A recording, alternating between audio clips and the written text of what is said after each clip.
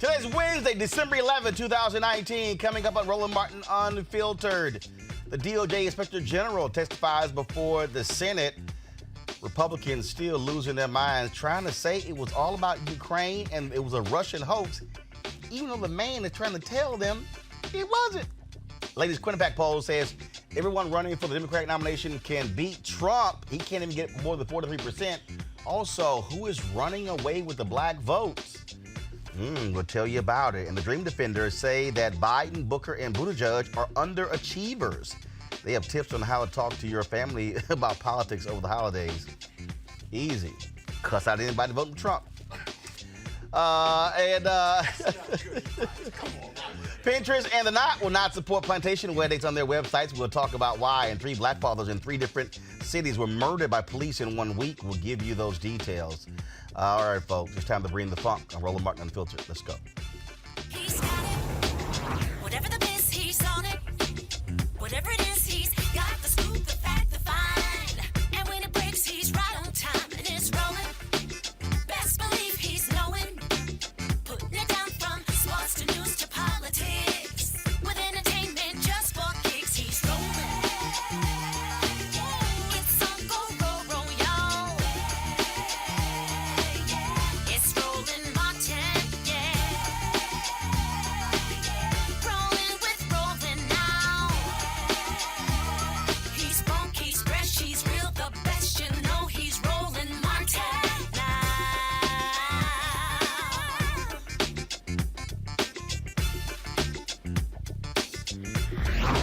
Martin. All right, folks, in today's Senate Judiciary Committee hearing, Justice Department Inspector General Michael Horowitz said that a senior prosecutor failed to convince him that the FBI's 2016 investigation of Donald Trump campaign was improperly opened. He also revealed new details about internal tension among senior officials over the politically explosive case. But also what's interesting about his testimony is that Lindsey Graham focused on Democrats, so-called Democrats in the FBI, who were critical of Trump, but he said nothing about those same FBI agents who were elated that Trump won. Senator Kamala Harris, of course, no longer on the campaign trail. She was back in the chair, and let's just say she had no problem jamming up Horowitz and calling out Republicans on their BS. General Horowitz, thank you for conducting your thorough investigation into the origins of the Department of Justice's Russia investigation. So your report makes clear that the FBI had a legitimate reason to investigate the Trump campaign. Is that correct?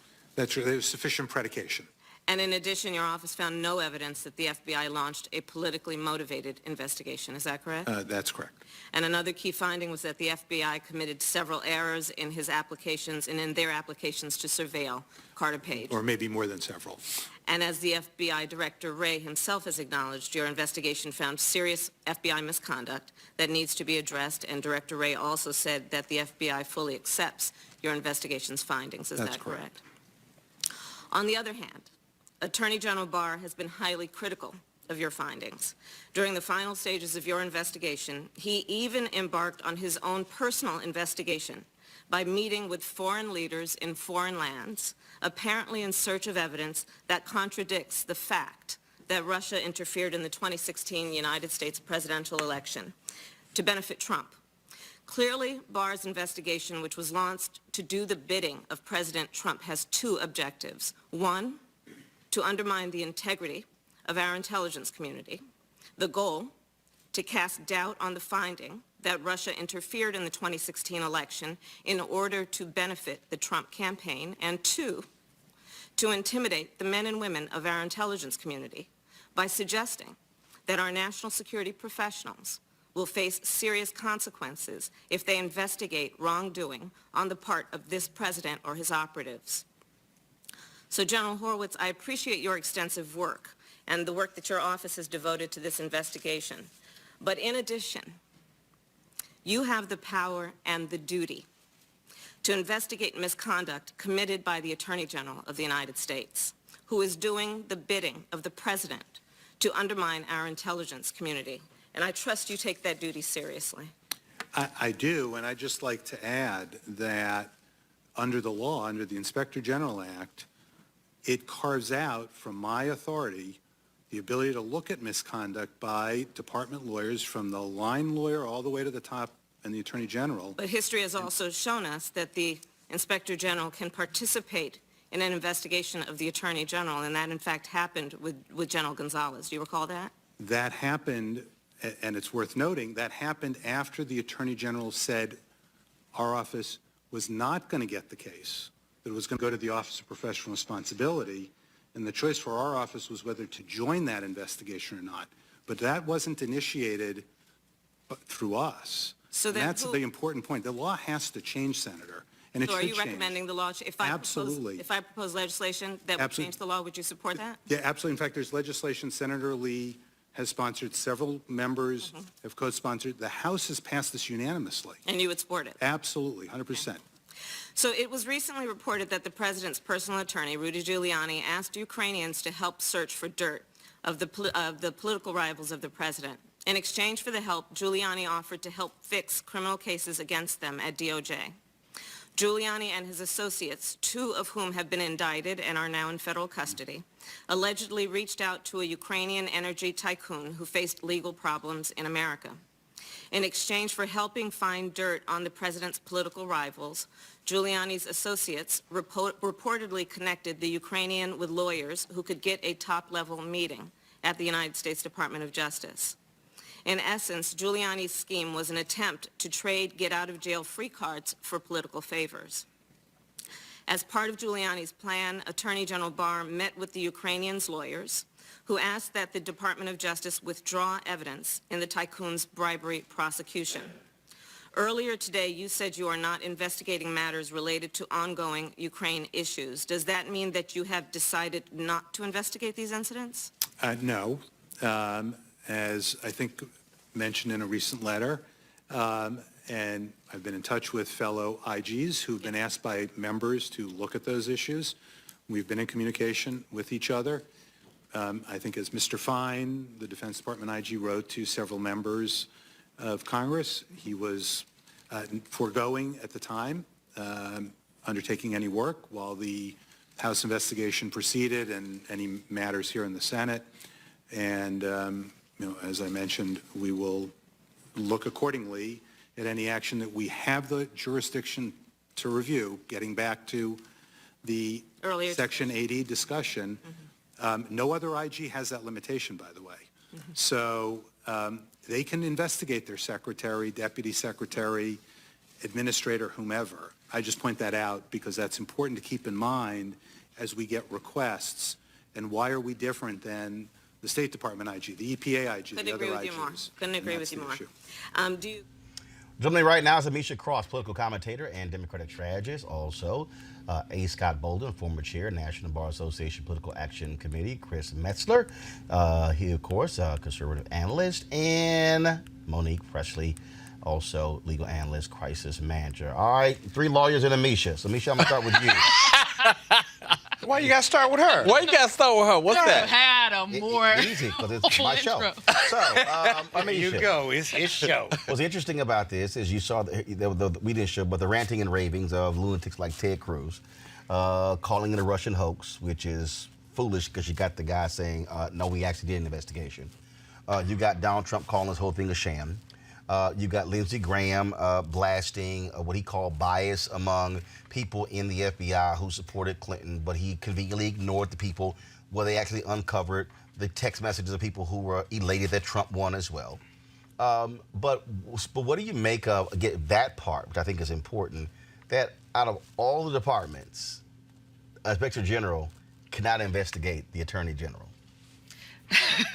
This is an interesting thing to note, and I think that America is really understanding now why a lot of people want to see Kamala still in the race, but we're seeing that she's really taking a very strong stance here. And I think that having the IG really speak out to legislation that he would have supported that would actually change the current law, even though much of that is on the books in terms of moving through Congress already, is very interesting right now because Republicans, by and large, have not been very supportive of it anyway.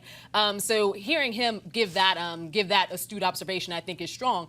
But more importantly, I think that Kamala's line of questioning, making sure that she was, one, being very attentive to the case at hand, but also really drawing him in. And as you stated earlier, with some of the congressional leadership that has spoken, a lot of this turned into a partisan hat fight. What Kamala Harris did was not that. Monique, here's what's interesting to me. You have Attorney General Bob Barr running around, giving interviews, commenting on existing cases, essentially operating as the White House press secretary in all of this. Acting in a behavior that goes far outside the role of an attorney general. And clearly he is not impartial. Clearly he is not someone who any of us can really trust on this whole deal. And not only that, to hear the IG say a bill's already been passed unanimously, but of course it's one of the more than 300 sitting on the desk of Senate Majority Leader Mitch McConnell. Yes, and that's the one-two punch. So in Attorney General Barr, his lack of impartiality is not really the problem. He's not supposed to be impartial. He's supposed to be partial on behalf of the citizens of the United States of America. He works for us. He is supposed to be the head lawyer who advances our interests, and instead he's a partisan hack on part of President Trump. And it mystifies me because anyone that they put in that position, it doesn't matter how many accomplishments they have, the closer people get to that orbit, it seems obvious either what was always in them or what becomes them changes, and they no longer have ethics or principles or any of the things that would be necessary. That, in fairness, he displayed in that very same role. I mean, he's had the job before. It's his second time. And did the job completely differently. And that is part of the Trump corrosive, corrupt administration. And no, those bills are not going to go anywhere because McConnell, the ultimate person who, if there were impeachment, Roland, he would be at the top of my list of people who should be impeached. It would be Senate Majority Leader Mitch McConnell because it's his show. It's his show. Chris, what is interesting here is to watch Republicans. I'm just mystified at the party that exalted the Lord himself, Ronald Reagan, put him up literally right under Jesus Christ, is a party that is carrying the water of Russia. Well, so here's the issue. The issue really is Republicans are not afraid of Trump. What Republicans are afraid of is Trump's base.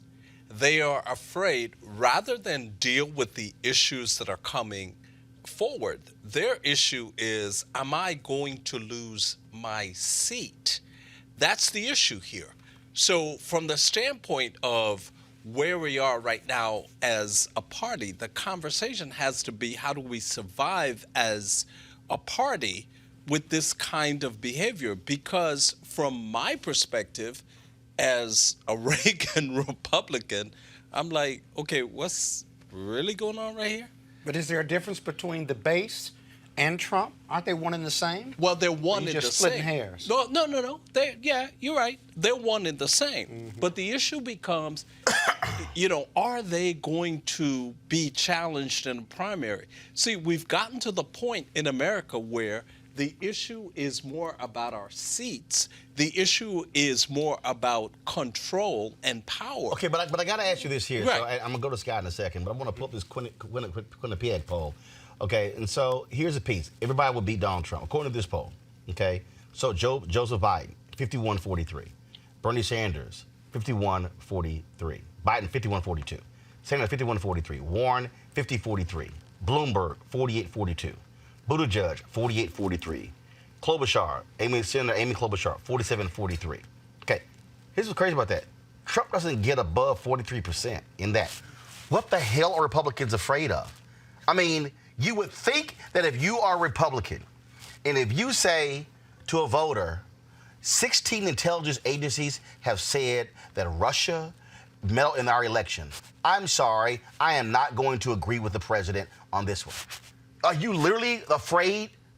Well, yeah, but here's the thing. Republicans do not believe those polls. What Republicans will tell you is there were polls that also said that Hillary would demolish him. And so that's the issue. Well, first of all, but every election is different. First of all, if we even go back to that, the reality is, when it came to that, one, did she win the popular vote? The answer is yes. Elections are also really statewide elections, so part of the problem there, you had national polls. But she did get 3 million more votes than he did. Second thing that you factor in, the Comey interference changed the election. In my estimation, what Comey did resulted in a 3 to 5 point flip, and frankly, that's how he won. Trump only won the presidency by 79,000 votes. Exactly. Okay, but what you're presenting is logic. Right, and that's and they don't really like logic, and that's really the issue, Scott. I mean, and Scott, what they're doing is they're just throwing all kind of crap to purposely cause folks to discombobulate, and then because we know they voters are simple-minded as hell, and they just lied to him. If this was Frank Lucas in American Gangster, he'd be like, "You simple Simon mother." That's how you describe him. But what's amazing about the GOP at the Senate and House Representatives level is how much they're willing to perpetrate these lies. See, we call them all these narratives and alternative facts. These are just lies. The Senate GOP Committee on Intelligence issued a report saying this Russian interference was not a hoax. All the intelligence agencies say the same thing. Now you have Horowitz and IG saying the same thing, and these leaders in the House and the Senate side just completely ignore that reality. So you change the narrative. If you say it over and over again, you change the narrative, and if you have 40% base or 43 who wants to believe what you're saying, then they want to believe in the conspiracy. If you look at their lives and the lives of Donald Trump to take the money away, and all those that are supporting him at that GOP base, they think alike, they sound alike.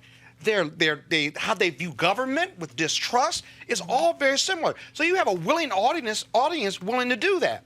Now, you look at that polling, which was really interesting. The 43% that he gets in that polling is as high as his approval rating will ever be. The problem with that national poll is this, though.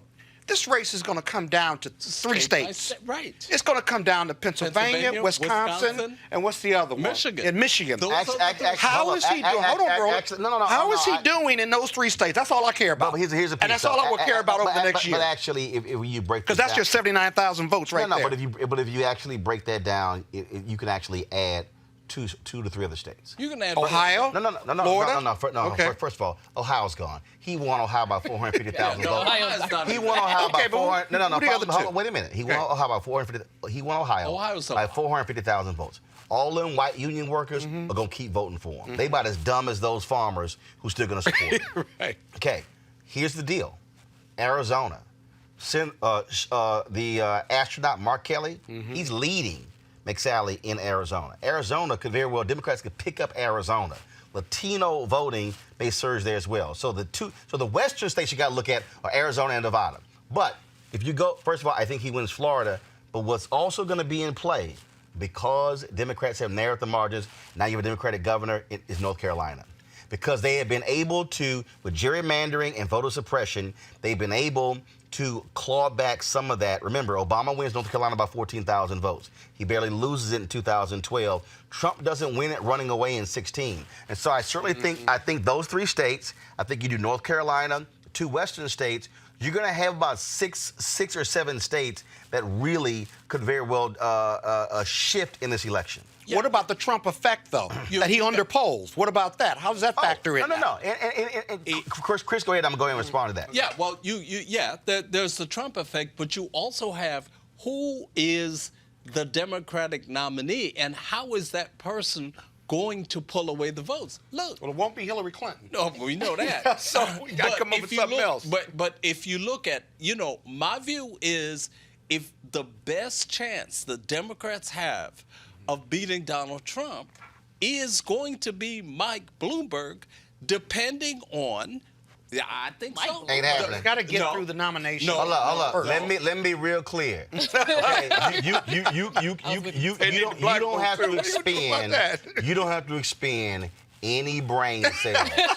like literally, you can save them. You might have some excess. You can save them. Mike Bloomberg. Let me go ahead and say right now, Mike Bloomberg ain't getting that nomination because here's the deal. Ain't a black woman and a black man with some sense gonna let his ass try to explain away stop and frisk. It ain't gonna happen. I'm not sure about that because here's the thing. By ain't gonna happen. Super Tuesday, every one of the Democrats gonna be out of cash. Where they gonna get the money from? By Super kidding Tuesday, me? those black No, people who they got raised locked up more and stop and money. frisk won't be No, out of Hold prison. on. No, The Democrats have raised more money collectively, these individuals who are running, as much as, if not slightly more, than what the GOP has raised. Now, when you get down to 1, 2, or 3 individuals who are running, all that cash that Democrats have poured into these individual candidates, they are going to pour into the DNC. The money's not going to be an issue. You believe what you want, it's not going to be an issue. Here is, again, when you begin to look at what is going to happen in terms of moving forward. 53% of white women voted for Donald Trump. Donald Trump can't lose any of those white women. I think he's going to lose 2 to 3 points. That's one. Okay. That's one. Okay. But the other pieces is here. Frankly, where Democrats are, it's likely, I would say, if you had to put money, it'll be Joe Biden. But the bottom line is here. You're going to see a Democrat turnout that you have not seen. With Joe Biden at the top of the ticket? No. Here's the piece. Here's the piece. They can't. Let me tell you something right now. Can't be Pete. Folk hate Trump so bad. You gonna have folk who gonna sober up to vote against Donald Trump. Monique, go ahead. I respectfully disagree about the GOP being scared. To me, the ones I've seen up close during the past 3 years and the ones I've watched from a distance are ruthless, power-grabbing, amoral, and interested in as many judges and justices as they can stack the courts with, interested in collecting checks without doing any work, interested in allowing Trump to act a fool, and all they really have to give up for the sake of that is letting themselves be talked about as fools while they didn't have an agenda in the first place. So when they were in the majority, they got no work done when they had the House and the Senate. I'm sorry, you got no work done when you had the House and the Senate and the presidency. And so then in losing the House, then they get to claim kind of in the Senate, oh, well, the House is overreaching and et cetera and so on. But no, that doesn't bear out because when all of the power clustered around them, they had nothing that they were interested in doing and advancing for the people in America. And so now we have this dunce who is the president, and they all tap dance to whatever BD's doing. He just called a sitting senator, a sitting representative, a bastard on live TV. Like, while I used to let my children watch the president, we can't. And they don't even go and try to explain it. You know what they did instead? They put 2 more judges on the federal bench today who are rated unqualified. I can't. No, my blood literally started boiling all the way up just trying to think about words I could use to describe, considering all of the people I know who, as defense members of the bar, public defenders, government servants who have served with integrity for decades, are not getting selected. And there are even some whose appointments are being withheld right now that are just stuck in committee while they put forward these people who, I mean... And only one has been black. In my Out of all lifetime, them judges, he only found one black dude. in our lifetimes, we will not cycle out of these appointments. So, to me, we can say they're scared all we want, but McConnell is the devil in a suit. Misha, I do want to pull this up because when you look at the poll here, that when it comes to Quinnipiac poll, when it comes to black voters, Biden's at 51%. Second place is Bernie Sanders. Elizabeth Warren is at 12%, but in fourth is actually don't know at 10%. What do you make of that? Biden's huge lead among black voters. And at 51%, what that says is that in each of the sectors, he's winning each of the. Everybody keeps talking about, the older black voters. Right. No, he's winning each of the sectors, and if he's losing young voters, it's a small margin, and they can't make that up for everybody 34 and up. I think that there's wishful thinking on the part of some journalists who have considerably tried to separate older black voters from younger black voters in terms of their support for Joe Biden. At the end of the day, there is an embedded level of, I think, resonance with him. There's an embedded level of appreciation. He is known to the black community. He's done almost solely an entire amount of outreach towards the black community throughout this election process in a way that we haven't seen some of the other candidates devote to it. And then there's also the Obama factor. He was the closest one to the first black president. And I think that that makes a difference. When it comes to millennials like myself and then the next generation who are going to be voting in this election, I think that there are some people who don't necessarily always appreciate some of his stances, but there are also people who want to see someone who can defeat Trump, and I think that right now they see him as probably the most viable. All right, so let me throw this out and push back on that. Do you believe that white supremacy is the reason why you're seeing those numbers from black voters? Let me unpack it. The day after Trump wins, all we hear on Morning Joe and on CNN and the other MSNBC shows and Fox and ABC and CBS and NBC, all we heard was, we really need to listen to these white voters in the middle of the country. We really need to listen because they're rebelling. The economic anxiety of these white voters is really what was driving this. Trump was appealing to the economic anxiety of these white voters. That's all we heard. Scott, do you believe black people have internalized that and, like other people, have concluded, you know what, the only person who can beat Trump is another old white dude? No, I don't think that at all. I think there are a lot of factors in 2016, including a number of black people not voting or undervoting. First of all, it was just 2.4%.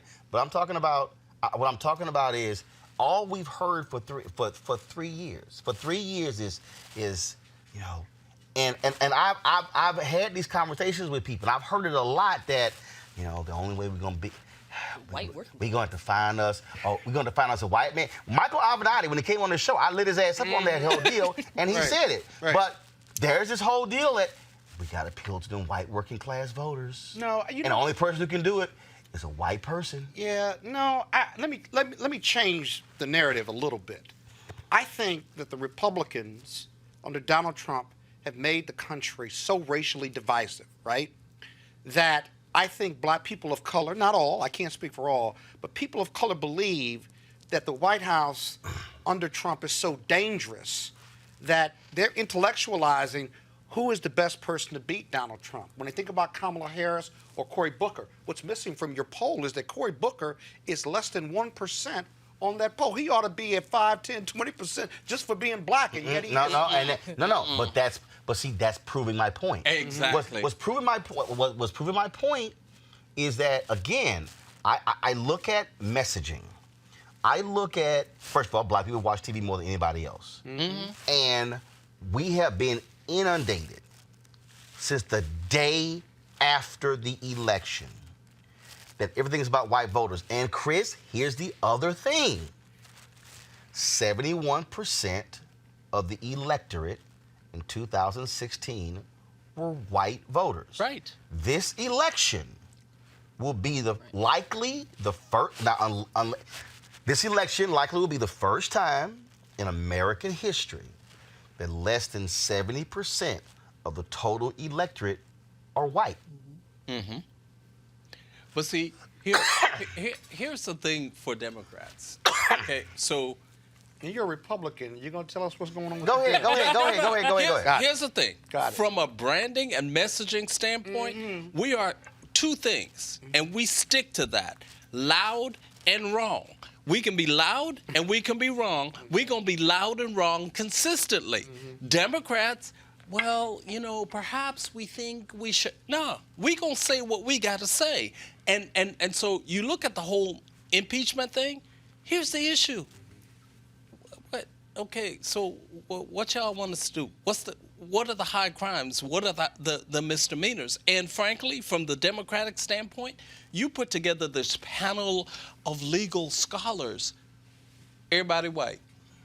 So what? What difference does that make what the panel it is? makes a significant difference. Well, we would have because- high crimes and misdemeanors if the No, president would stop subjecting no. I'm not Congress talking about that. and I'm obstructing talking justice. about, no, that's not what I'm talking about. And give us the documents and give us the testimony of his executives. I get it. Then we But can what I'm really have a substantive discussion. Oh, then but what about I'm impeachment. saying, however, is if the discussion is the Democratic Party is the party of diversity and inclusion in this entire country, you can't find no black legal scholars. Well, hold on. That's a First, red hold on. herring. That doesn't- Wait, That's hold a on. red herring. But here's the It thing, is a Monique. red No, herring. but I here's the don't thing. care what color Here's the the thing. scholars are. I'll it's not- rephrase. I will rephrase what Chris said. If I had to pick, Republican voters are largely dumb, and Democrat voters are smart. Loud and wrong. The problem with smart voters is they think and they process. Dumb is dumb. Dumb responds to bumper sticker slogans. Republicans speak in bumper sticker slogans for dumb people. Democrats speak in paragraphs. And so part of this issue is that in terms of how you speak to voters, I still say this here. I still absolutely believe that if you unpack those black numbers and if you have real conversation with voters, you're going to hear folks say, you know what? After 2 terms of a black president, white folks rebelled, including white folks who voted for Obama. So you know what? In order for us, let's just get rid of this crazy fool. We're going to have to go with a white man. Monique. No, I don't think that they're largely dumb. The issues that You mean Republican voters? right, the issues that I think a lot of them are drive dumb. GOP voters. Well, I mean, we get more. No, I think a lot of them are dumb. Get more of the college-educated cluster, but no, they're economically driven voters also. And you got to think about Republican voters are not that base. Republican voters are the ones who care about what's going to happen to their bottom line. But the one thing that I want to say is interesting about news today is Biden picked up the reckoning crew out of South Carolina that had pledged their support to Senator Harris, and that's a powerful group. You know who, when the news came out, said, oh, that was a good get? Lily Adams from Harris's camp, because all of those people who thought, and I'm talking to the black folks now, and the so-called smart media people who thought by dragging down the Harris campaign with story after story and with all of that negative press and the lying stuff about her record and everything, that it would go to their candidate, like to a Warren or a Sanders or a Buttigieg. It's all going to Biden. The next poll is going to be an even bigger gap than this one. Harris was the only viable candidate that could drag black voters away from Biden's clutch. And now that she is out, he's going to stay right where he is, and he's going to go even further. I want to bring And in the rest of them are Nyla Summers, co-founder of the Dream Defenders, into our conversation. And just your perspective, what are you hearing? What are you seeing when you look at that poll? Biden at 51% among black voters. When you see the fact that obviously Senator Cory Booker, who is black, is still in the race, barely at 1%. You have Andrew Yang is in the race. He's less. He's like, I think, at point something percent or whatever. I mean, people are blown away by the fact that you have people of color, 4 people of color among the Democratic nominees, all doing horrible among black voters. I think that we are in a totally different place right now. I mean, you said a few minutes ago about Bloomberg. How can anybody with sense explain away stop and frisk? Biden is the guy who wrote the 94 crime bill. So, you know, our folks are waiting for that to dawn on our parents and our grandparents and our aunties and uncles. And we're doing the work to sort of get folks in our organization, young folks, young people of color, young black folks, to talk to their families. Because as much as we talk about viability, there are better candidates than Biden. Kamala historic run, commendable. Shout out to the K-Hive for being so fervent. But there are other candidates in the race right now who are actually going to materially make our conditions better. Who? And so that's what Dream Defenders are doing the work. No. Who? Who's that? Who's the candidate? Who are the candidates? I mean, Warren, Bernie Sanders, their actual policies. I mean, their criminal justice policies are definitely worth a look. But so let me ask you this here though, because I mean I get the whole deal in terms of talking to your parents. Yeah. But here's the point that I also keep making. You can talk to them all you want to. Right. But the issue that I have been saying for years to folks 18 to 34 is that the only way to get somebody's attention is voting. If 18 to 34 actually voted their numbers, it changes. But the reality is 35 plus, they vote. And when you 55 plus, oh man, they hardcore vote. Right. And so I think I totally get trying to have that conversation with them. I just still think black voters are looking at this same way white folks are looking at it, same way Latinos are looking at it. It's that man got to go, and I'm going to support the person who I think has the best chance to get that man out, even if somebody else's policies might be better. Your response, I'm going to go to Scott. Yeah, I don't know. We need to do better. It's actually pretty sad for us, for the Dream Defenders, to be in this place. You know, we're doing all of our get out the vote stuff. We drove people out for Gillum, and it's a different era than it was in 2016. I mean, we had Black Lives Matter at the time. Now we have the Parkland kids. We have the climate strikers. Like, young people are empowered right now, and we're also a huge slice of the electorate this coming election. So, I mean, I think you can't count out the young folks. Oh, no. And that's the piece. Here's the deal. I'm not counting them out.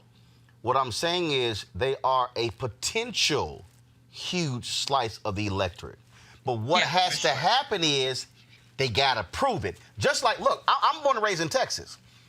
For the last 15 years, there's been 2.1 million eligible but unregistered Latinos in Texas. I have said to my Latino brothers and sisters, look, y'all come talk to me all day about your numbers. Your demographic numbers means nothing unless it turns into voting power. Right. And so that to me is the opportunity if you're a young voter, and that's what I'm looking at. Will they blow this thing out in the primary? Because here's the piece. If in the first, I would dare say the first 5 to 8 states, if all of a sudden young numbers are off the charts, that then changes the dynamic for the next 42 states. But if we see sort of, okay, you know, a slight bump, but pretty much older voters coming out in big numbers, I don't think anything changes. Roland, let me ask you this. Your premise about that black people and others have decided we got to get Trump out, and I'm going with who's going to win, who can beat Trump, versus going with somebody black or somebody whose policies are better for us. I couldn't tell whether you were bragging or complaining. No, what's wrong with that strategy? No, I was asking you a question. Because you seem like you were being critical. No, I was inherent in the question. No. I was critical asking of that approach. No, I was asking a question because actually where the criticism comes in is in the media framing. Okay. The media framing, because I had a problem with it the day after. Say it. I had a problem with Morning Joe, Joe Scarborough, Mika, Willie, what's the other dude? Mike Barnacle, all of them having Michael Moore constantly on. And the whole deal was like, you know, economic anxiety, when they were also overlooking the race issue. They were overlooking Trump pushing their button on illegal immigration, Trump pushing their buttons on race. And I'm sitting there like, what are y'all doing? And I think what happens is when you keep hearing those messages, it embeds in your mind. So you start thinking, well, hell, we might need to have us a white dude who can appeal to the white working class voters to get their attention. And literally, New York Times, Washington Post, all these newspapers and magazines, story after story after story. I'm like, damn, y'all gonna rewrite the same story but I also 1,000 think times? But I also think that you're right about that, but maybe it's slightly different. That people of color don't believe that America is in a position to successfully elect a black Democrat or candidate of color any longer because of how racially divisive the Trump administrations have been. And then they fall into that piece and say, you know what, we need to elect somebody white so we can get him out because nobody black is electable, no matter how much we love Kamala or anybody else. Yeah, I agree with Scott on that because I think that we are in a very hyper-partisan but also a very hyper-racial point in our nation's history. Very much so. And that division, I don't think that many black voters particularly think that that's something that we're going to get over in the next administration. There was a lot of hope, for lack of a better term, based on President Obama's election and us having this historical moment. I don't think any black people thought we were post-racial, but I definitely know that they know that we're not. Everybody knows we aren't post-racial right now. And I think that there is a fear of us choosing someone and that being totally, annihilated by white voters, even Democrats, who choose that they do not want to support that person of color. Now, I got to ask you this question here. I want to get a sense of what are you also hearing. I was at the airport. I told this story the other day. I was at the airport on Sunday. I flew back from St. Louis, speaking to the St. Louis chapter of Alpha Phi Alpha for the 100th anniversary. Scott, you weren't invited.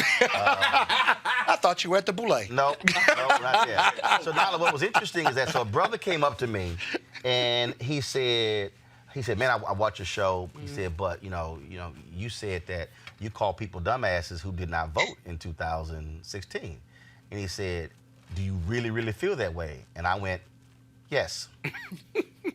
But I then asked him, I said, let me explain to you why. Then I asked him, what do you care about? And it was the same conversation I had with a young sister who called my radio show from North Carolina in 2016. And this young sister said, I'm just not feeling Hillary Clinton. I'm not feeling Trump, so I'm going to ignore the top of the ticket. I'm going to focus on state issues. And I said, what are your top 3 state issues? And literally, I connected the dots between who wins the presidency and her top 3 issues. And as I was talking to her, she literally she's about 24, 25.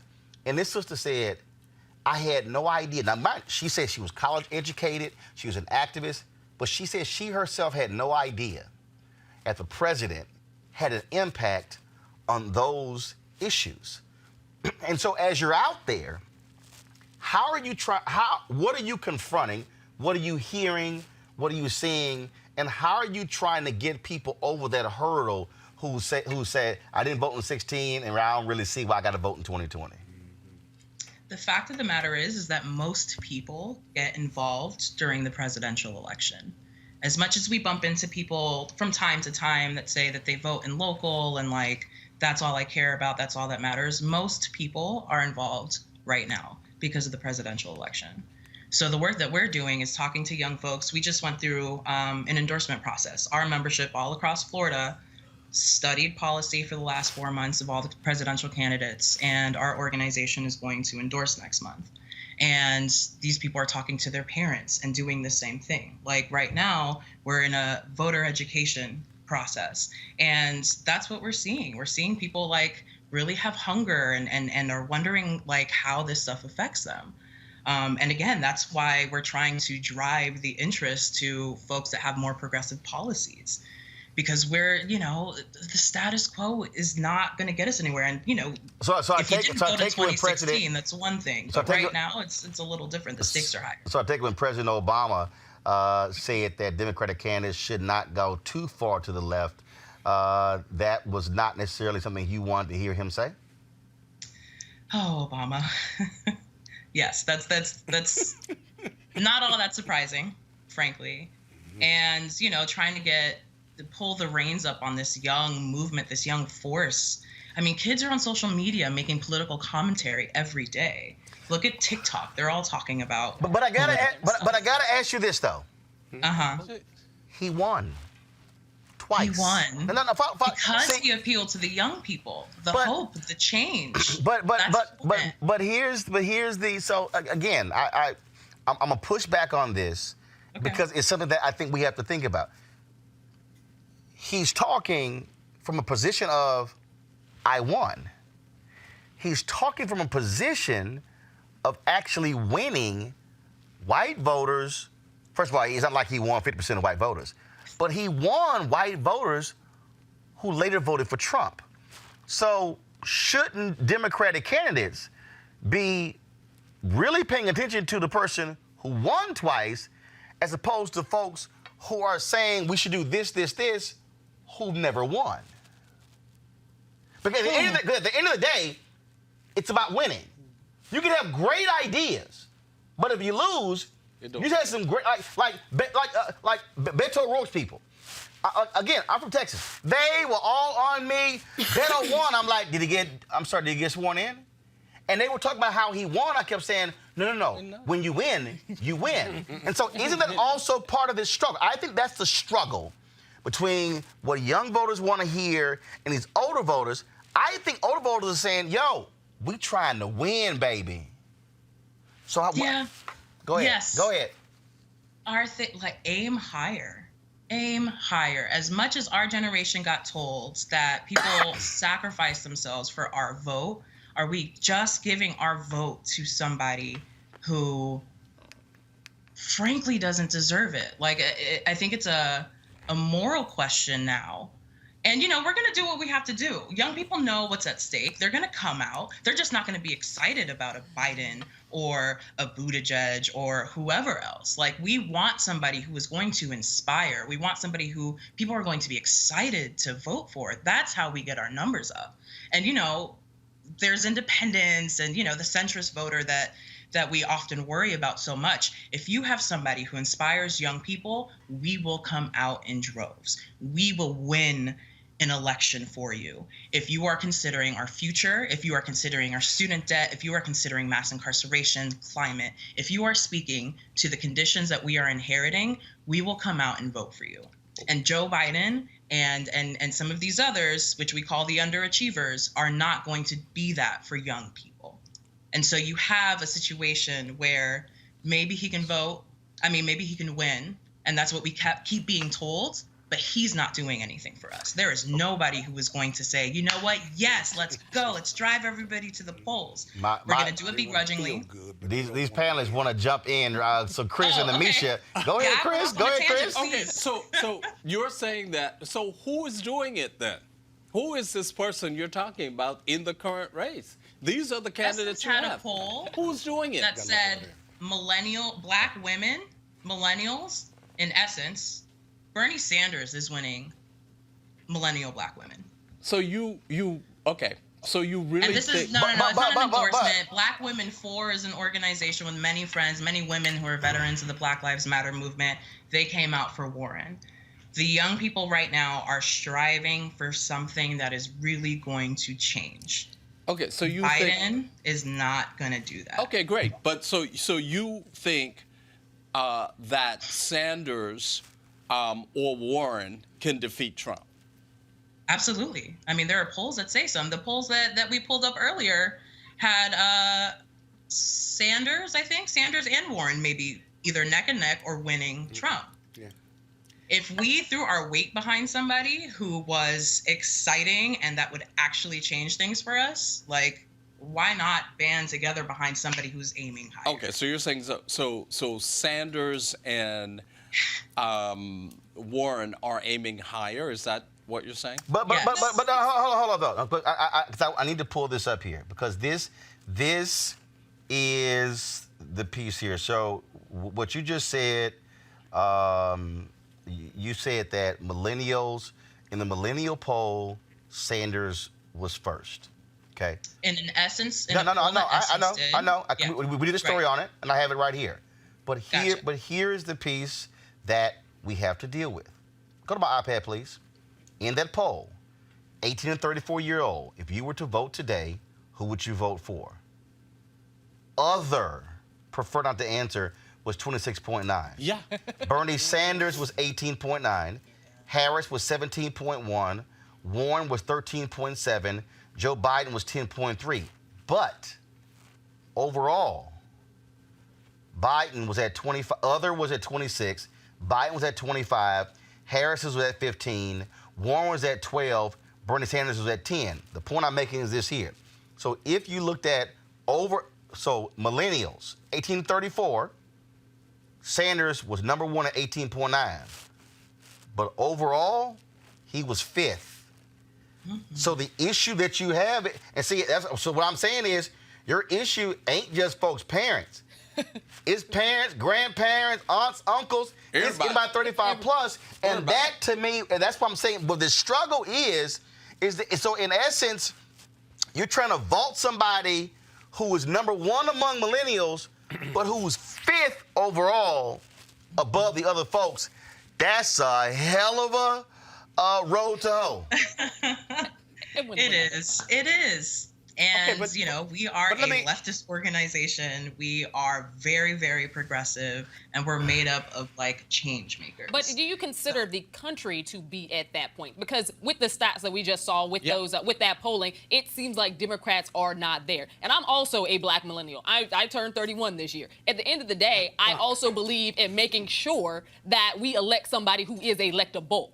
And I don't necessarily believe that just because you have the furthest left, things that right now with the composition of the Senate, which isn't necessarily poised to flip within 2020, that we're going to be able to get those things passed anyway. I think that there's a certain amount of reasonability, understandability, and facts that we have to operate within as well. And I think that we go about choosing the candidate who is able to bring about the most demographic groups within the Democratic Party. And that exists even among black people, because not all black people are millennials. So when we're looking at this large composite of blacks, we're also looking at people who are just outside of the millennial space, the 36-year-olds, who are also going in a different direction. So I think that we have to not make it seem like these are people who don't believe in change. Of course they believe in change. I think all Democrats want to see somebody in office that's not Donald Trump. But on that same token, they're not there yet on saying that Warren or Sanders would be that person. Right, but also in fairness, President Obama's point was not that the progressives should not be progressive or that the young people shouldn't be doing exactly what they do. Verbatim, he said that that's their job. He said his problem is that no concessions are made, no conversations are had. It's either you're all the way on board with all of these things or you're canceled. And this kind of cancel culture amidst politics does not work. There has to be a willingness to come to the table. So I guess my question would be, if you don't get this one or two of these candidates that you're interested in terms of working with young people, then don't you think it's wisdom to be aiming also to have the necessary conversations with somebody who actually has a chance of winning, so that you know when the nominee is elected and it's not somebody who is as progressive as you want, that you will have an end, that the young people can understand your voice doesn't end because it's not your candidate. Your voice goes all the way to the White House if you're putting in the work with every candidate. Nyla, go ahead. Yeah, absolutely. And I think I said it earlier that we are committed to getting Trump out of the White House. And right now it's a race. It's a competition. So we're going to, throw down on somebody who we think has a vision for the country that does the most for the most people. And, we'll see who gets the nomination. But either way, we're going to throw down. We're going to get young people in the streets to vote. But, in the meantime, during this primary, Florida's primary is March 17th, we are going to throw down to really try to get somebody who is progressive, who is going to get us minimum wage, a livable wage. And all of those things for our people. All right, I have got to. Well, no, Can I have one last question? You don't want to say it. You got to leave at 7 o'clock. Well, I was just joking with you. Here's the thing. Oh, Even in March, now you're just joking. Right. Here's the thing. Even on March 17th. Final comment, Nyla, because I got two other guests. Go. Even on March 17th, what's the most important objective for Dream Defenders? To elect someone who can beat Trump, or to elect someone that you believe in? Actually, before you answer that, on March 17th, it's a primary. So the reality is, if you're in Florida, it's who you want in the primary. But once the dust settles, that's a different conversation. I got you, but frankly, that's why I limited it. I purposely limited it to March 17th. So there you go. There's a Democratic primary. So she's already answered it. She wants Sanders.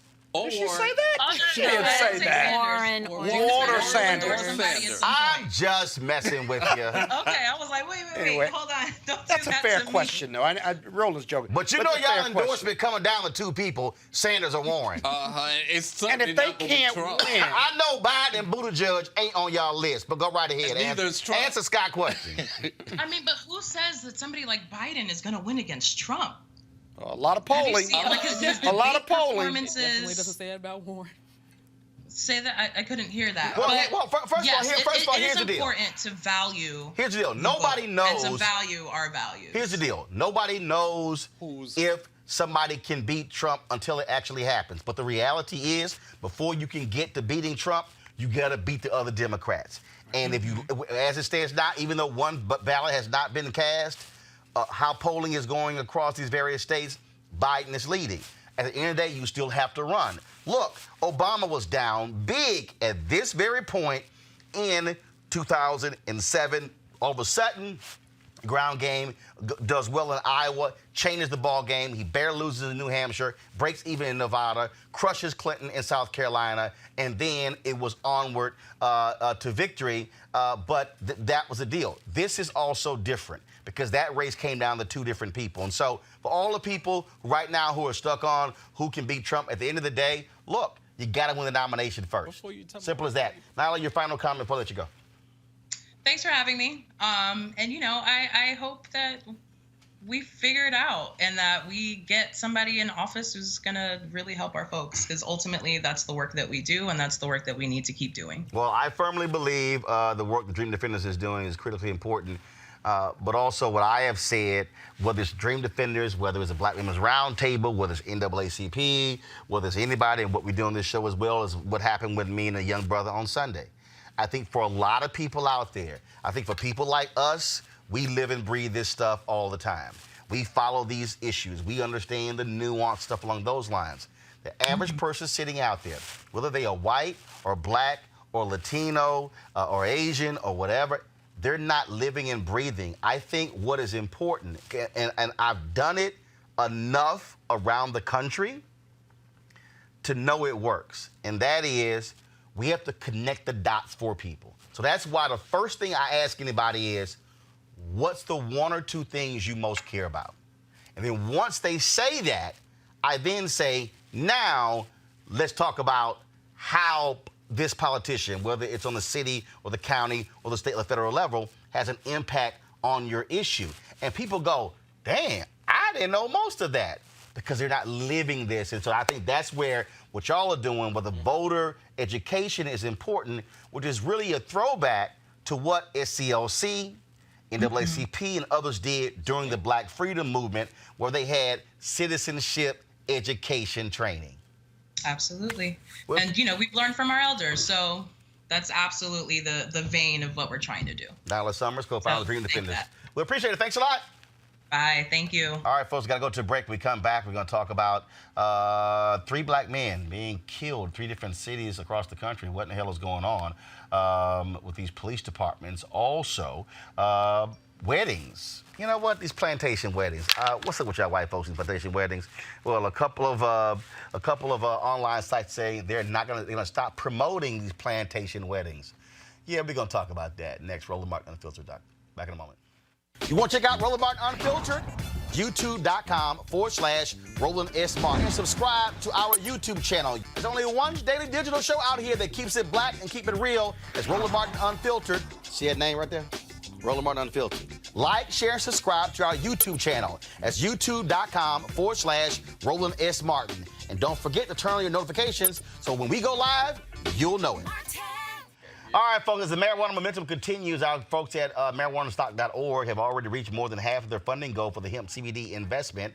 So if you want to take advantage, you better get in now. Of course, hemp is a cousin to marijuana with a much higher concentration of CBD, which means hemp gives you all the medical benefits of marijuana, but it won't get you high. Scott is sad. Now, folks, if you don't know, hemp farming is now legal in the U.S., creating one of the largest commodities worldwide. It's an investment opportunity for you and the full folks at 420 Real Estate have a simple business model. They buy land that supports hemp CBD grow operations and lease it to licensed high-paying tenants, people like Chris.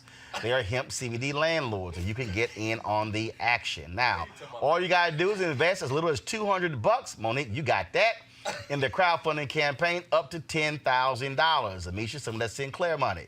To invest, go to marijuanastock.org. That's marijuanastock.org. Get in the game and get in the game now. The popular wedding planning sites Pinterest and The Knot are announced they are no longer promoting content for plantation-style weddings. Well, hell, good. Color change drew attention to the problem and addressed the issue directly with both sites. Joining me now to talk about the success of the campaign. First of all, what is that? What is that video right here? Is that Is that Candace? that?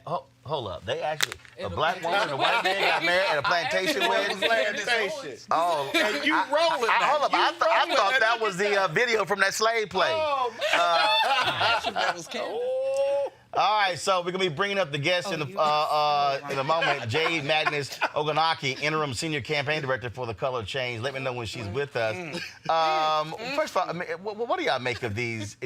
First of all, what do you make of not just the plantation weddings, but the people with the plantation trips who like, why y'all gotta bring up the slavery stuff? Can't we just enjoy the big house and a nice large trees on the land? Well, I want to know, do they sing the Negro spirituals? No. What they do to What they want to do is they literally, in terms of these tours, they literally want to remove any like. Can I just come and visit and you not bring up the slavery stuff? The slave stuff. Which is we don't need. literally the history. No, I think that, obviously with us going into 2020, this should have been eradicated a really long time ago. From the idea that you can actually have a slave tour and not talk about the tortures of slavery is completely ridiculous to me. With the plantation weddings, I don't think that people realize that this is a very high dollar wedding venue. People have been doing this for decades, and they're not cost effective for most people, but they consider it to be something extremely glamorous, something extremely part of the American tradition. They don't even think about the fact that these were places that housed slaves and abused people for hundreds of years at all. And they're using this as something that is extremely romanticized and something that should be in memoriam. And I'm like, there was nothing loving, caring, family-oriented about plantations at all. Yeah, but they're not there for the history of slavery. They're there to celebrate love. And love is in that plantation home now, not hate. No slaves are there. The music is there, costs a lot of money. I'm There are a lot of black slap people the shit out of working. you in that tone of your voice. What's the problem with I'm that? just going. I mean, why does everything have to be black rolling with you? I mean, race is important, but not in every instance. People are celebrating love. What's wrong with that? Monique, you want to make small work out of this? I don't remember my birth and no baby. Okay. Monique, you can make small. You can handle this small work. You can handle this light work on my behalf. Apparently you are accurate. Scott has had the CBD product. Yeah, apparently. He high as hell right now. It is working. Let's just love each other. Love is in that plantation. On the right same now. land that auctioned off babies that were separated from their mothers No, at birth. I only had a question because I loved that video with the black woman and the white man getting married at the plantation, because to me that honors the change and the growth of this and the progress of this country. It does not. That was a land that once was desecrated, that now something is happening that is the opposite of the manner in which that girl's great-great-grandmother was on that land being raped by a white man. They do now come together in love, as Scott says, and celebrate. Now, is that the place to do it? No, I guess I see why the Knot probably had to yield to all of the more militant than I who would have a problem with it. But I like taking places that were once places that were a source of pain and abuse and put something holy on it. I think that's 2 votes. I think she's back. I'm not up in arms. Now, I don't like the tours with no slavery, but where these weddings are concerned, in that instance that we saw, no, I don't necessarily have I want to shake the sister up. What should we do with the land? Burn it? I mean, I don't know what you're saying. I don't know that we should burn the land. However, I don't know what all that's about. I mean, I hear what you're saying. It's just beautiful land with a nice house. It's beautiful That's land with a nice house. With the blood of slaves and the soil. Well, which slave quarters? Are they every in the place back? in this country. The slave quarters are in the back of the house, so you don't see that. That's our original sin. You can't go to New York and I'm not escape trying to slavery. get married on it. But we are in the versus Baptist Virginia. churches that have the history everywhere. You know, I mean, places that churches that were burned and rebuilt. I mean, our history is not just on that plantation. Let me know when y'all done. Okay, well, I celebrate. I get why they post-loving didn't the want to do Virginia. that. Why I get the movement. I don't have any problem with the movement in all reality. But I think Monique is right about that. Those photos that you ran on your show show significant progress. Yeah, but whenever I'm driving through the South, when I used to come from Illinois to Morehouse College, I see these plantations, and I used to think, how many dead people are buried underneath this plantation? And that is offensive. I get it. I get both sides. And if they don't want to promote that anymore, then they shouldn't have to promote it. CBD Let oil. me tell y'all something right now. Tell y'all something right now. Oh, here we go. If your ass invite me to a plantation wedding, I'ma show up, and it's gonna be straight up Mandingo up in there. I'ma show up. You're gonna disrupt a wedding. Hell over yes. That. Look, Make a look. political So statement. don't even look. Don't invite me no plantation wedding. I ain't trying to take no tour of a plantation unless we gonna have all of the history. And the fact, I think this is what I'm gonna do. I'm gonna start volunteering to go on plantation tours. And then at that very moment where the tour guide talks about these beautiful quarters, I'm gonna say, "Where Kizzy? Where Chicken Joy?" Like, I'm gonna just yell it They're out. not here. Could you step away, I'm sir? gonna just yell it out. Could you step away? Sir, I'm they're just not yell here. it out. I'm just letting y'all know right now. So what about? I'm just letting y'all. No. What about Tyler Perry Studios then? Oh, yes. No. Oh, And what about that? No, here's the piece. And on that land, okay, it is a part of the narrative of what that land used to be. Yes. Well, what's And the yes, difference? no, my point is the difference there is a black man buys land that was a Confederate base. Okay, that's the way it's supposed to go. The issue that I have is when folks want to revere these places and completely remove any of the history. That's the problem. Right, Look, there was I played golf in Virginia. And first of all, you guys think, those of y'all who ain't from, who don't live in this area, it's amazing. Folk really didn't understand. Damn near all of this was slave territory. Yes. And so I'm sitting here playing at one of the golf courses. I forgot, Algonquin or something like that. And straight up, you're sitting here and it's a sign, this used to be slave. So there's a golf course. That was a massive plantation. I would have a problem if that golf course was built and no sign was there. And so the issue I have with these folks who are doing these tours and these weddings is when they want to remove the history. So, for instance, if you go to Georgia, and this is where I got a problem with them white Southern Dixiecrats, but Republicans have gone. It's now switched. Now it's Republicans who are defending this. And Jesse Jackson Jr. wrote this in his book. There's a monument to POWs in Georgia that used to be, it was actually during the Civil War, where Union troops were taken, tortured, and murdered. But they rewrote that history. And so, like, oh, this is a money for all POWs. No, but that's not what the land was. And it was a way for them to rewrite the history. And that's the issue I have in this country, how we like to rewrite and redefine the history. No, I need to know what it is. Yeah. And that's the issue for me, and why I got a problem with that. That's just me. All right. Sounds like you're angry, though. I mean, what are you so angry about? I mean, it's a plantation. You play golf on it. Let's just forget about all that past stuff, man. Let's keep it moving forward. What was that?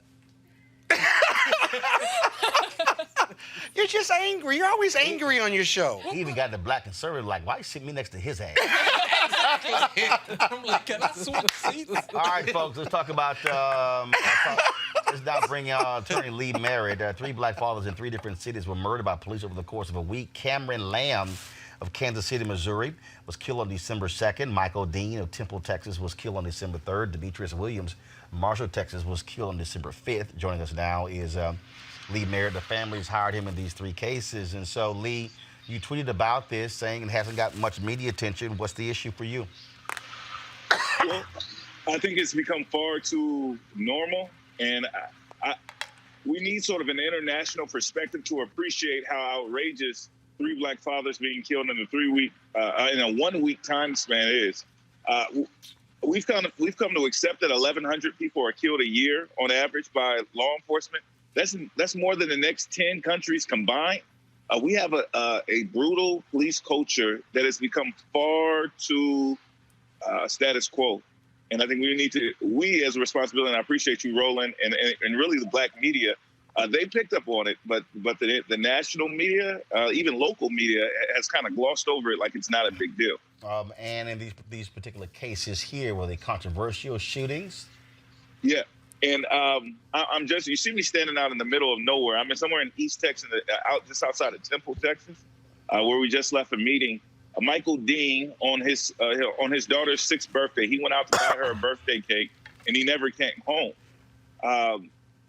Typically, in these cases, if there is some sort of justification, even if it's not an actual justification, if there's a narrative that they can offer, they will. In the murder of Michael Dean, they offered absolutely no explanation. You have a 26-year-old man who went out to get a birthday cake and ended up with a bullet in his head. We don't know if it was a traffic stop. We don't know if it was just a random targeting. I do know this, Roland, and you know this too. If they had an excuse, if they had a justification, if they had a gun or some sort of tussle, they would have said that by now.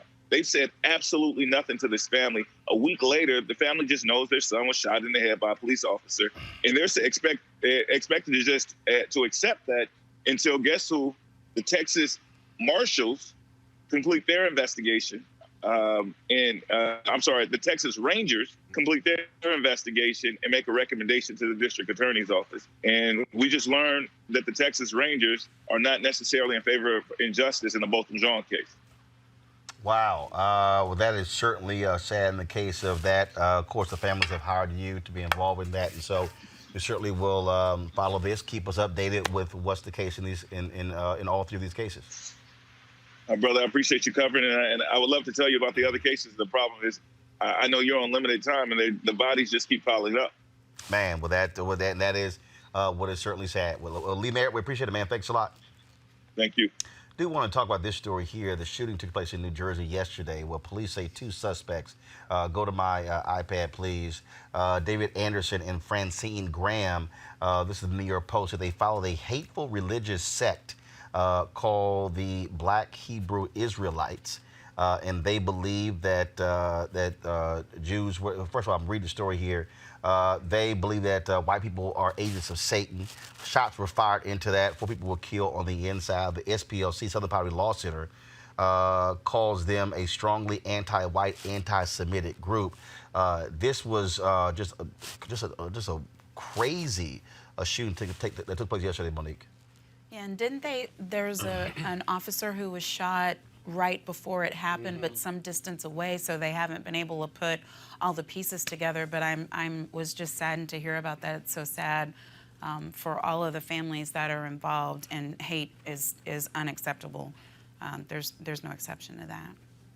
And it speaks to, again, the issue, Amisha, that we have in this country when it comes to domestic terrorism. In America, largely it's white domestic terrorism, but we have domestic terrorism, but here we don't want to call it that. We just call it a shooting.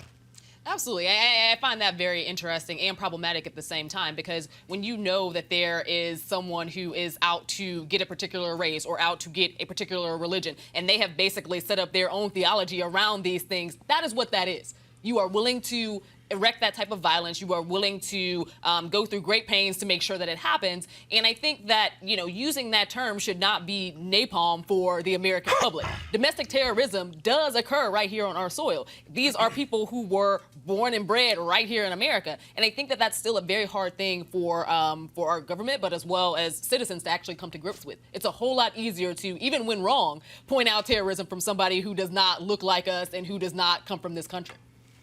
Roland, was this group as part of this shooting? Was this the same group that was on the Lincoln Mall with the Indian and the young kid from the Midwest with the MAGA hat on? It was an affiliated group. You know, my greatest fear is that all hate groups are completely, you know, I want to abolish them quite frankly, whatever their race is, and I agree with Monique. My concern here, once we get through the grieving, is that this hate group, because they look like us, that our conservatives and Republicans will use this to justify the fact that they don't own the white hate group space, who are killing more police officers than black people could ever kill on an annual basis. And so, you know, I don't think hate speech has never been free speech. I think if you're a hateful group, however you define them, and it needs to be defined, then I think you lose your First Amendment right. I just do. Well, in fact, look, they're already doing that. That's not the law, by the way, but I believe that. Chris, they're already doing that. I mean, all of a sudden, the media, you're not even covering this story because of these black separatists. But if they were white, you would be all over it. Well, but, you know, as I say to conservatives all the time, we go back to Timothy McVeigh, we go to Dylan Ruth, we go to a number of these people, and I think that's a huge part of the problem. It is easier to say that they are Middle Eastern or they are this or that or the other. The fact is that what Timothy McVeigh did was, in fact, terrorism. I mean, that's the fact. Why is it harder because they're white? I mean, if they're white terrorists, they're white domestic terrorists. So what? They're all bad. Well, we don't disagree on that, and because America don't like saying that. Yeah, because I haven't taken any CBD, but we don't. Other. Yeah. It's the other. White is pure. They don't have terrorism. They don't hate. Jesus is white, blonde hair, and blue eyes. I say all that. You believe that, don't you? No, I say conservatives, Republican conservatives believe that. But see, here's the thing. You're talking about Republicans, conservatives. So let me be clear. Just asking. No. Let me be clear. Okay. Well, come on, make it clear. I gotta go. Okay, I'm gonna make it clear. From my perspective, I am a conservative. I'm not crazy. I'm not a nut. I'm conservative. That's it. Okay? So in a lot of cases... I didn't suggest any of that, though, without a doubt. You intimated that. What, do you have something in writing that would support your position? I'm just asking. I don't know. I mean, read my book. Oh, okay. But I think that if they admit it, they also have to come to grips with the fact that there is a lot of domestic terrorism that continues to go on. Right. Because these are becoming less and less isolated incidents and happening more regularly. And typically, the person does look like white America. I think that's a very hard thing for America to swallow. And speaking of looking like white America, Megan Rapinoe, she was named the Sports Illustrated Sportsman of the Year, but she had no issue taking Sports Illustrated to task when it comes to what the room looked like. Go to my iPad. All right, let's see here. We're going to switch it up here. All right, let's see here. Hold on, I'm going to restart it. All right, you got it? All right, we're trying to get them. Do you see it? Let me know when you see it. All right, how's it now? Still don't see it? All right, here we go. Henry.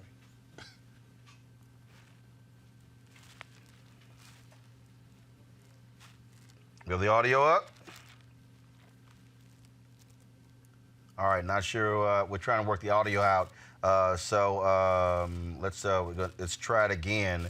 Because if you're getting the video, you should be getting the audio. So we're going to restart it. So basically, of course, in her speech, of course, this is the soccer player who took a knee after Colin Kaepernick did, and so she was named again Sportsperson of the Year by Sports Illustrated, and so she spoke to diversity. Any story that we could write.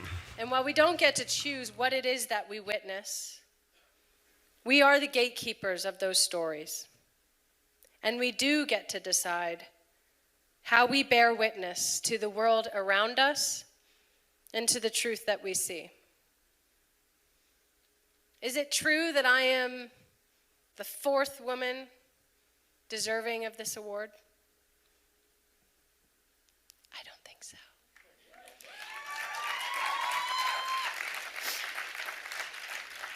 Is it true that so few writers of color deserve to be featured in this publication? No. Is it true that so few women's voices deserve to be heard and deserve to be read in this publication? I don't think so. Or any story that we could write. And while we don't get to choose what it is that we See, y'all, don't you notice how quiet that room was? See, this is the fundamental issue with mainstream media. Mainstream media reports on everybody else. Mainstream media, oh, you'll be on CNN, they'll be, Chris, what's wrong with the Republican Party and diversity? Scott, you might be on Fox News. Well, Scott, why can't the Democrats appeal to black voters? Fox News? You could have picked any other network. But I've seen you on Fox News. Because they call milquetoast Negroes. Yeah, but I'm not a milquetoast Negro. They call you. They stopped calling Monique. Reason. Anyway, so. Oh, she milquetoast Negro. No, I said they stopped calling. Oh, they stopped calling. Yeah, because they like milquetoast. Okay, so but the point is, the reality is, media, we cover everybody else. We talk about diversity and numbers in every industry. Hollywood, they write about diversity of the studios, of the talent agencies, but not their own places. And that reaction is what you typically see because you got largely white men and white editors at these media outlets who are executives, who believe themselves to be progressive, and they never ever look around the room and say, where in the hell is the color? And because nobody reports on media. Nobody. And that was a great example of allyship from her. And that's what we need. We need that from, and I'm not saying she was part of the 51% on the white women that got Trump elected, but we need that 2, 3, 5, 10% of them to step forward in that manner. And she didn't just step forward for people like her. She stepped forward for all of the groups that are not represented. And I thought that was good work. It's like, look, when we on the board of NABJ, National Association of Black Journalists, was calling out CNN for lack of diversity, I didn't hear Jake Tapper say a word. Yeah. I didn't hear the other anchors. I didn't hear Anderson or Wolf or any of them say, you know what? NABJ's got a point. No black executive producers or VPs or SVPs or EVPs or direct reports. Now, because of our pressure, 4 black folks got promoted. But the bottom line is, folks got quiet. Now, maybe they said something internally. I doubt it. But that's one of the fundamental problems with media. And so for her to stand there on the night where she's accepting their biggest award and to call them out for the lack of writers of color, places where Jonathan Rogers, my mentor, my alpha brother, who was the first black staff writer at Sports Illustrated, Roy Johnson, who later was an editor at Sports Illustrated. Ralph Wiley was a writer there. But that is the case. And if you want to see the real deal when it comes to race, go to the sports press box. You think you get a problem on the news side? Hey, look at the sports side. Yeah, but she was very, very comfortable and very direct, without emotion almost, talking about, and she raised it in a question form, right?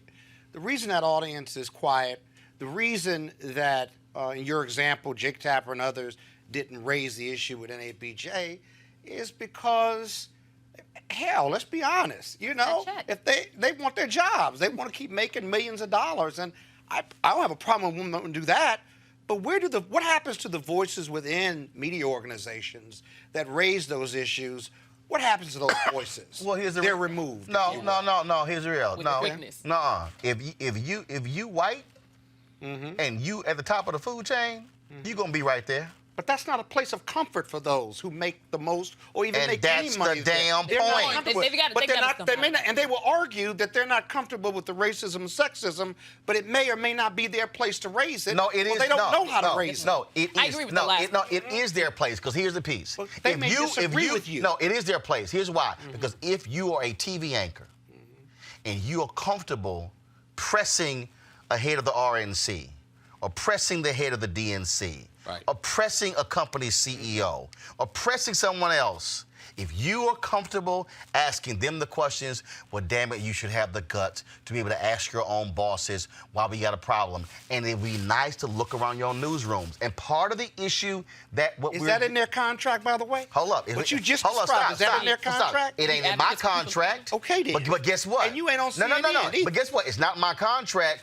But damn it, if it understands humanity, if I understand why we need to have progress, if I understand that something has to change, and to Monique's point, when you have allies who are willing to use their power and leverage, if you are in an operation where you're at the top of the food chain, you have leverage. Agree with all of that. Let me tell you something. But if they choose not to, you can't make them Here's wrong the piece. for that. Bottom line, when Fox News went through all that sort of stuff with sexual harassment, They're still going. and when those women, when Fox News came to Megyn Kelly and said, we want you to issue a statement of support of Roger Ailes, No, and hell. she went, And I won't.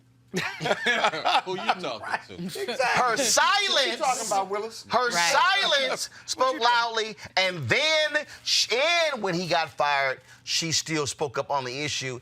And so what I'm saying is, to the point about allies, white folks who are supposedly conscious, white folks who are supposedly progressive, need to be using their voices in these spaces, because guess what?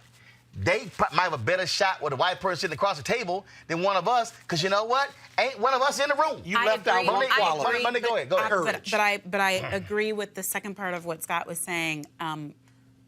Different but the same. I have had multiple conversations with higher ups in the evangelical community, with senior pastors and with their teams, who have wanted to get themselves unassociated with all of this hate and foolishness that has become what evangelicals are identified as. But I've had to tell me directly, Monique, I tried and I got pummeled. I got pummeled from my side, which I knew was coming, but I got pummeled from your side too, because my language wasn't right and I didn't know how to say what needed to be said, and I retreated. And she told me, because I was trying to put a little multicultural diversity thing together, she's like, you better have me the whole way. She said, like, don't let me go, because, and there are others who do not speak out. So sometimes we think that we just don't have any allies, and the truth is, no, we've beat up the baby, the bathwater. We've thrown them all out together to the point that they don't trust us enough to help us, because they don't see us we leave them out there as on their own. allies. Which means that you don't have enough black folks around you who you can go to confidently and confide in and say, look, I'm gonna need you some help on this. How do I Because say here's the deal, because to without- your without point, killing myself? if you are a white evangelical out there and you need some help on this, call Jim Wallace. He can help you, walk you through your whiteness and your religion and this whole issue. But again, Amisha, the reason I'm raising this is because it continues to be a problem. And the only way, look, when Spike Lee, I forgot which one of the movies he did, and he said, look, don't come holler at me for an interview unless you send a black writer. How People dare you? were Then they went. livid. Then they went. Les, we gotta find Shit, one. ain't nobody We don't black. have They don't have any money. I mean, some editors said, it didn't dawn on me, ain't nobody. They were like, damn, are you in the mail room? Right. Can you write? Can you? And that's the piece. Right, or And some- Beyonce and Gabrielle Union just now saying first time with a lead photographer for a photo shoot for these magazines they've done. Or over all and these over black women in again. Hollywood say, can I Yeah. find somebody to do some To black do your hair hair. right? But I do think there's something to be said about how being an ally is communicated, to your point, because depending on your audience, depending on the organization you're in, how you approach this is going to be very different. I think that, to the example you rolled earlier with Megyn did it with a level of accountability that also did not sound attack-worthy. Yes, people were still shocked, but it wasn't you're wrong, you're wrong, you're wrong, and automatically people shut down. Here's the deal. However you want to do it, all I'm simply saying is this here. When you have white people in white spaces and you looking around, and look, I'm a man. I don't need a woman to sit here and have to walk me through going, yo, where the women at? Can a woman not be? I'm serious. I don't need a woman to have to say, okay, Roland, let me explain. No.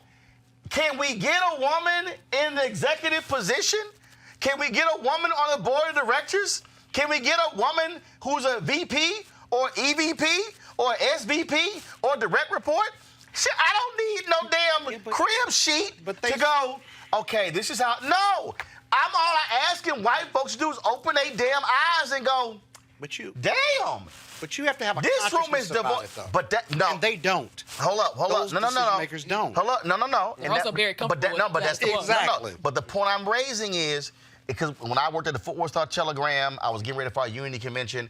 I look into the editor's room, and I'm like, damn, this is my damn white room. So when they got out, my editor, Mike Menakina, I said, Mike, let me ask you a question. I said, you ever dawned on you how white that room is?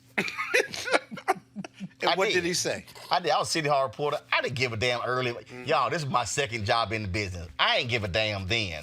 He said, no. I said, let me ask you a question, Mike.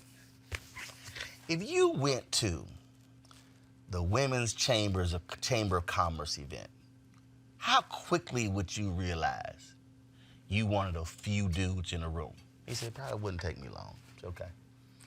I said, if you went to the Black Chamber of Commerce event, how long would it take you to realize ain't that many white people here? Right. I said, you gonna feel that thing, huh? He said, yeah.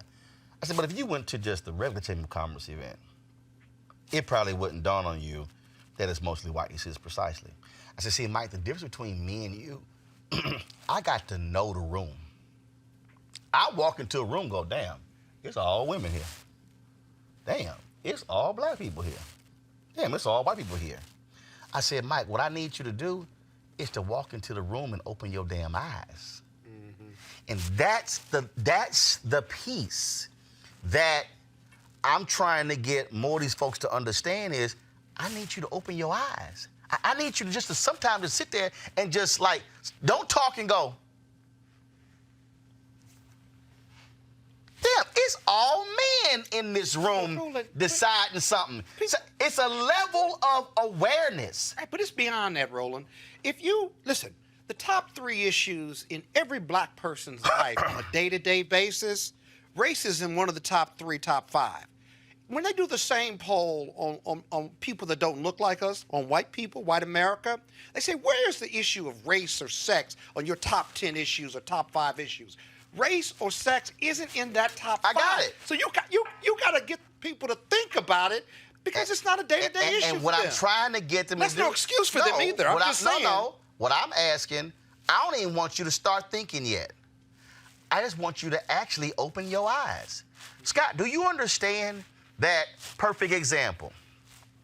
The day Kamala Harris dropped out, we had a panel of 2 men and 1 woman. Monique canceled.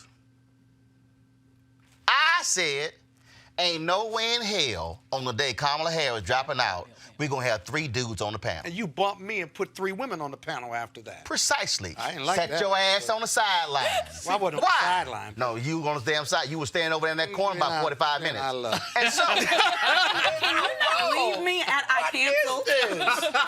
no, you canceled. Okay, but but I then, did. hold Okay. up, y'all. Monique canceled. I called. How your punk ass gonna cancel? But I'm trying to sit here, and so then I flipped it. Because then all of a sudden, when you turn the TV on, we had an all-female panel. That's because I opened my damn eyes. Yeah. I could have easily been like, Jackie, whoever you book, cool. No, I went, Could put me on. it's a all. I can't talk about this black woman dropping out of the race and have all dudes on the damn panel. Just like when I was at CNN filling in for Campbell Brown, all this stuff, Oprah and everybody talk when Chris Brown beat up Rihanna. Every discussion, it was women. I said, don't y'all think we might want to have an all-male panel? A white producer, Rebecca Cutler, who's now one of the top execs at CNN. She's like, for what? If we're going to talk about domestic violence, can we talk about the people who are largely the one doing the abusing? So it might make sense. They fought me like, now we did it, because I was like, damn it, we going to do it, but they fought me like a dog on it. Fought me on it. I was like, y'all, if you're going to talk about domestic violence, you got to stop having all women discussing domestic violence. Somebody has to talk to the men. And they were like, man, that's a good idea. That's all I'm Unless saying. they're afraid of what the men would say. No. Which is really simple. No, it's Simple called life. no. They shouldn't be worried What about it was that. is you were used to one thing, and somebody was saying, "Let's look at this thing differently." And that's what I'm trying to get folks to do. Open your eyes. That's why you're afraid you can be present or have presence. Yeah. If you present, you like, let's go on with the meeting. Presence means, hold up, can we get a woman in here? Matter of fact, hell, can we get two? Can we get somebody black in here? We were on a conference call at CNN, this whole debate over white Hispanics. And somebody on the call, this was one of those calls, we had like about 1,000 people who were on the call across the world. And somebody was like, there are no white Hispanics. Somebody went, excuse me, I'm one. I said, see, I told y'all. Because I was trying to explain to them they're white Hispanics. Right. And then this whole debate, and the white folks were saying, ain't no such thing as white Hispanic. And a white Hispanic went, Hello. I'm one. Boom. Then somebody went, me too. Boom. Me too. And I'm like, see, if y'all learn to ask the damn question and talk to people. That's all I'm saying. So Megan opened her damn eyes and said, here's what we see. This is also how things get changed. When white people open their eyes and say, we might want to get a few more folks in the room. That's all I'm saying. And when you have that level of power in a media company, yeah, you can do it. It's no different than when you black and you got juice. When you want, Brian Gumble had juice at Today Show. Gil King got juice at CBS. Stephen A. Smith got juice at ESPN. So the same thing, if you black and you got juice, use it. But if you white, damn it, use it as well. Don't sit there silent and say, oh, wait a minute, y'all keep fighting that thing. No, get your ass in the game. Right. Get your ass in the game and say something. Rooting for Right. you. Oh, that makes me sick. That's why I call them damn parking lot militants. Talk all that shit in the parking lot, and when you go inside like you talking all that shit outside last night, you gonna back me up in here? Hell no. All right, I gotta go, y'all. Support Roland Martin Unfiltered by going to RolandMartinUnfiltered.com. Every dollar you give goes to support this show and what we do. I want to thank Monique, Chris, Scott, and Amisha.